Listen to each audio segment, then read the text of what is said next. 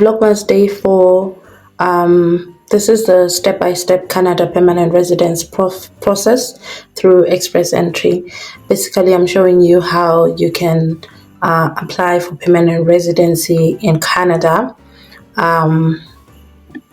without an agent. On day 1, I showed you how to check your eligibility. On day 2, I showed you what kind of language tests are eligible and how to go about booking your test. On day 3, I showed you about the education credential assessment, which bodies are certified and how to do that.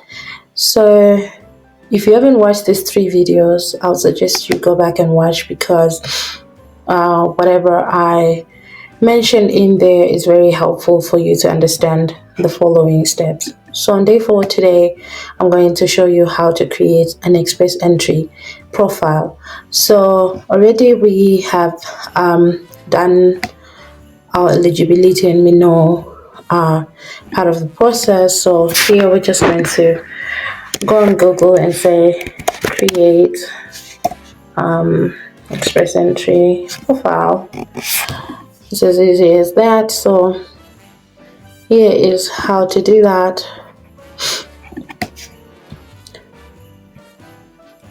So of course, according to those points that we've talked about, you have to enter a pool where you will be placed with others who are also eligible. So your score will rank you in accordance to the other people who are within the express entry pool. So what you need for you to get into the pool, you need your LTS test, not your language test, because it doesn't have to be LTS alone, and you need your ECA.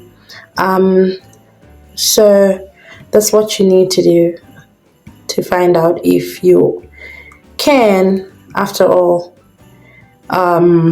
get into the pool. So now I'm going to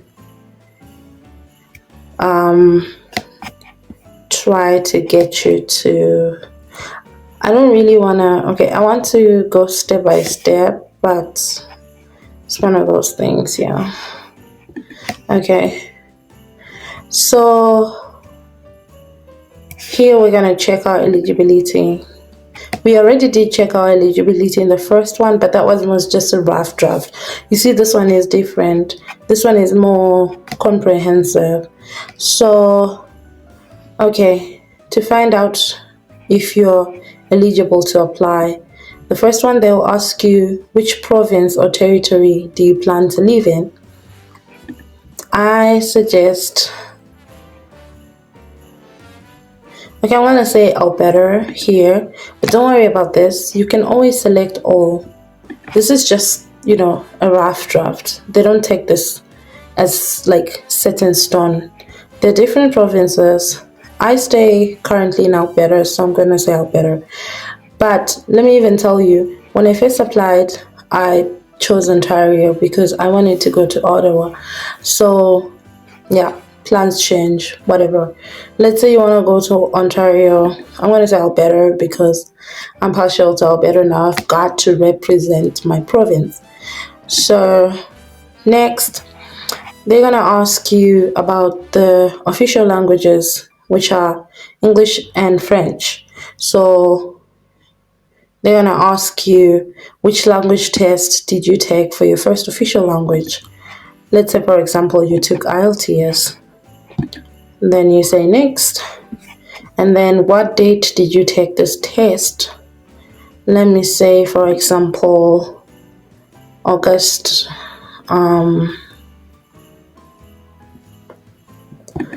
2023, for example, August 10. This is just to show you, this is just to, yeah, you know. Let's say then they'll ask you enter the test score for speaking. Let's say you had an 8, you had an 8, you had an 8, you also had an 8. For example, this is a hypothetical situation.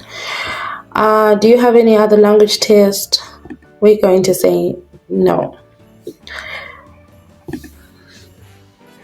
And then they're going to ask, in the last 3 years, how many years of skilled work experience do you have in Canada? We're going to say none, because we're not in Canada. This is a hypothetical situation, somebody who wants to move to Canada. So yeah, none. And do you have any Canadian experience?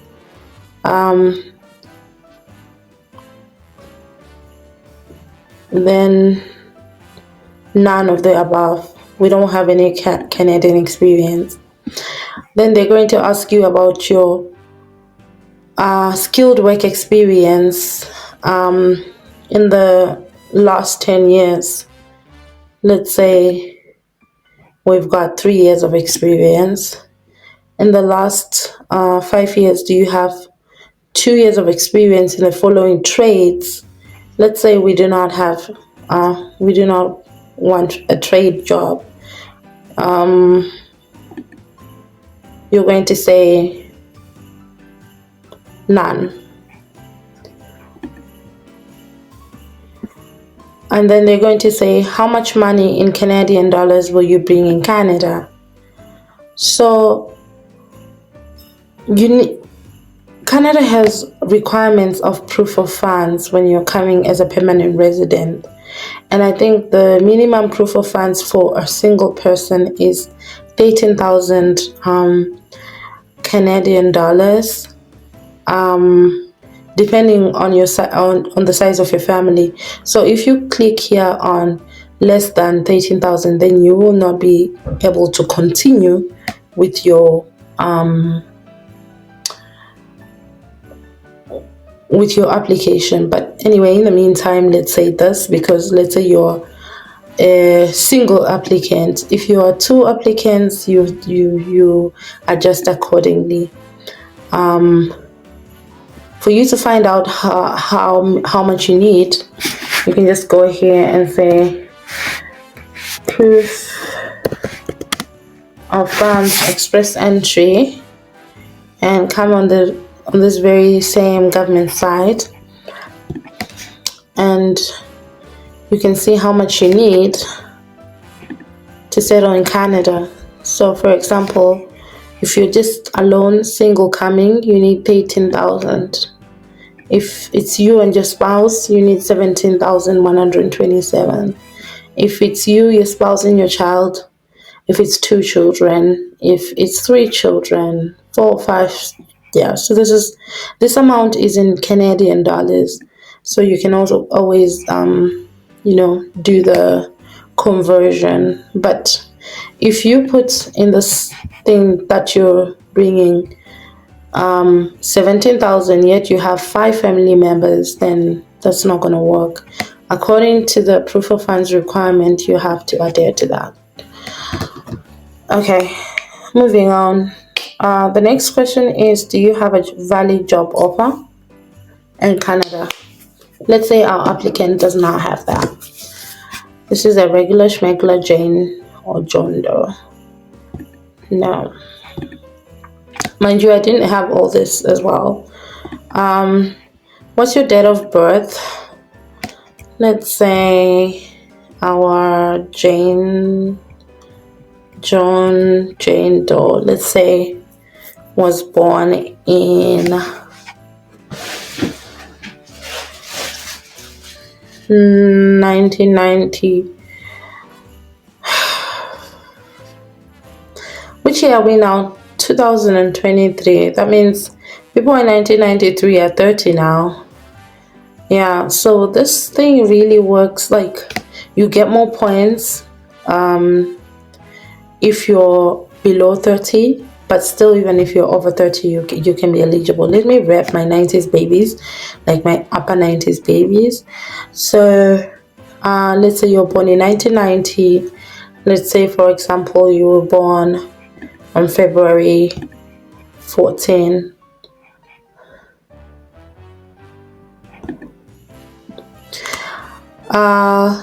If you did not earn a Canadian degree, did you have your foreign education assessed?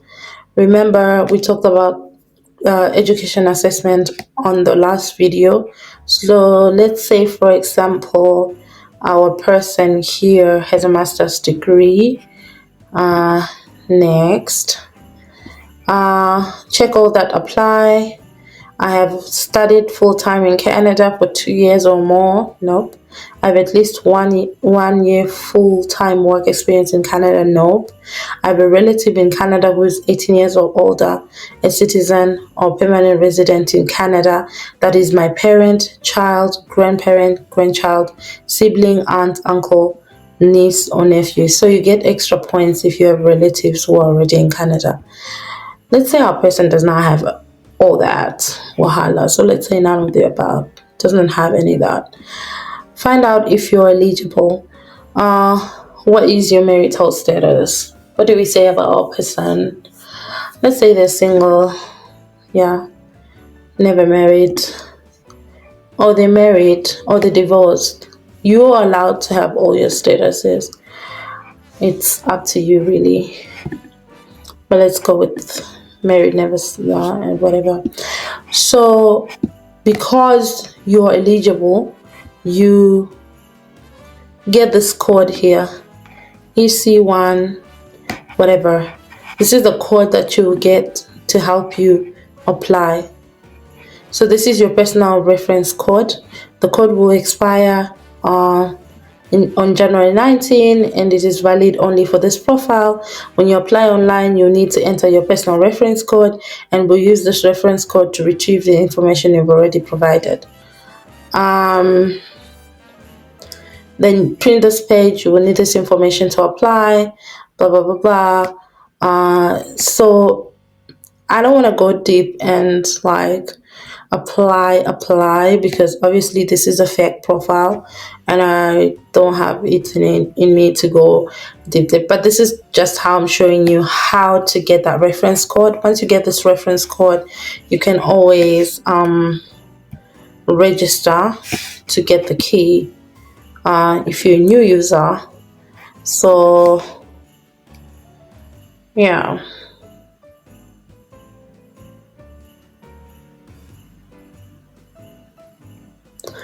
So if you're a new user, they'll come here and say sign in with your GC key or whatever, or don't have an account, register.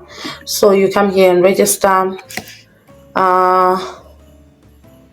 with GC key,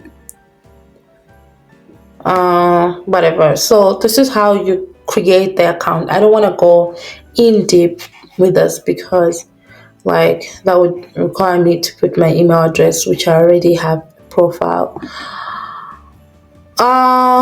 Yeah, so these are the factors that they look at. They look at age. Like I mentioned before, you have to be below 30 for your points to be maximum.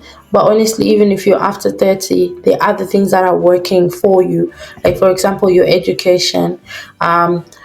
If you have, like, the higher your education, the more points you get. So if you have a bachelor's, a master's, a PhD, those things give you points. So like if you have a professional degree, like you're an MD or something, that all works for you. Another thing that works for you is your work experience. So unfortunately for foreign workers, like people who have not worked in Canada, you can only get points to up to 3 years. So for 1 year, for less than 1 year of experience, you get less points.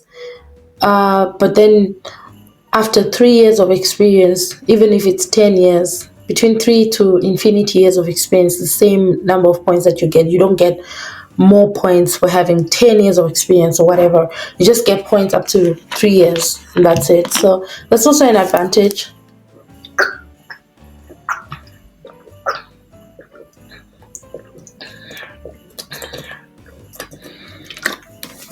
Sorry about that.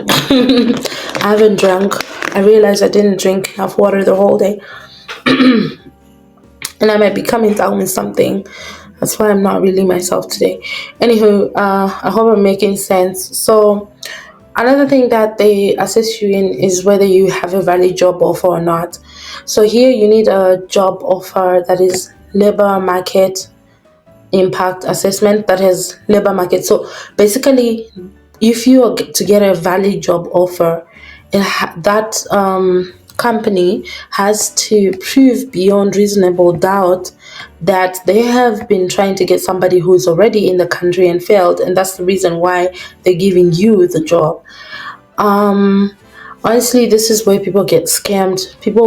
Some people will claim that they are offering job offer just so that you can get your points, and you pay for that job offer. At the end of the day, that company might not have an LMIA, which might affect your application.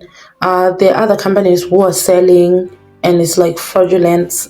The behavior is sus as hell. But so you don't need this. You don't need this. It's if you have it like a genuine one, then good for you. But it's not something that you need. You don't need a job offer for you to move to Canada as a permanent resident. I didn't have it, and most people who move here, they start looking for jobs when they get here. They don't have job offers waiting for them already. Another thing is the language skill that we've already talked about. No need to go to hammer into this again. The other thing is adaptability. How well are you likely to settle here? I think adaptability has something to do. I don't actually remember what it has to do with, but good thing. Adaptability. Express entry. Yeah, I like to Google things, guys, because if I don't know, I don't know.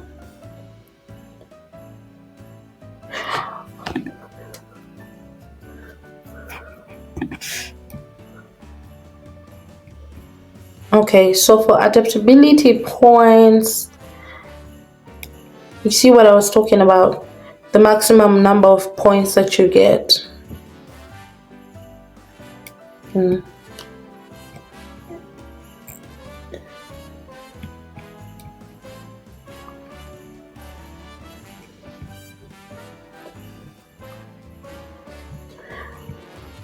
Adaptability is your language, your past studies in Canada, just how committed you are, like how do you have factors, like do you have pull factors to Canada? Do you like, for example, your language, if you both don't speak English or French, it's going to be hard for you to adapt. Even your past work, like if you've worked in Canada before, you already know how it is here.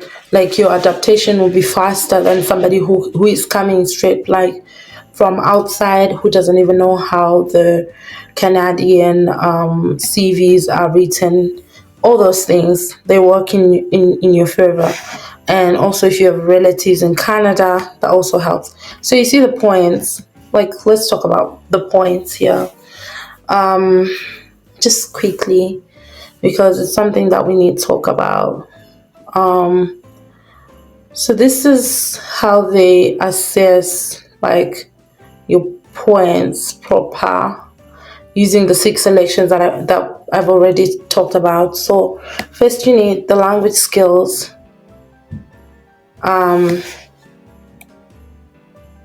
Then with the language skills, the maximum is 28 points. And then the education, the maximum is 25 points. So the maximum here will be somebody with a PhD or something. Work experience, maximum 15 points. Here, like if you have 1 year of experience, 9 points. 11 for 2 to 3 years. 6 or more years is 15, but this is Canadian experience. But if you are just looking at like foreign experience, you would just get assessed up to 2 to 3 years. And then with your age, like for example, if you're under 18, you get 0 points because you're a minor. If you're 18 to 35, you get 12 points. Then after 36, you get 11, 10, 9, 8, 7, 6, 5, 4. These are the points before you enter the pool. But after you enter the pool, then you start losing your points after your 30th birthday. So that's something to consider. Even if you're 47 and older, you can apply as long as you have other things going for you. If you have a job offer, you can get 10 points. That's good for you. So this is the LMIA and job offers that I was talking about. And then adaptability, we've already talked about that. So this is how you can enter the pool. Like as I talked about, you need to get into this GC key, like, and then put the code that you got when you tried to check your eligibility, so that you can, you know, enter your what is it called? You need to enter your details. So I can't do it right now because I've not written. I've already used my details, and so they're going to ask, like, you put your IELTS candidate number or whatever to show, so that they can check your results or whatever. And so I'm not gonna go into depth with that. As long as you have your IELTS and your ECA, you can always check your eligibility and then you can enter the pool. So let's not dwell on that. If you're on this stage, you already know what to do. Just if you need any help, or if you have any questions, just shoot me a question on my Instagram. Same username as my YouTube, and I might be able to answer.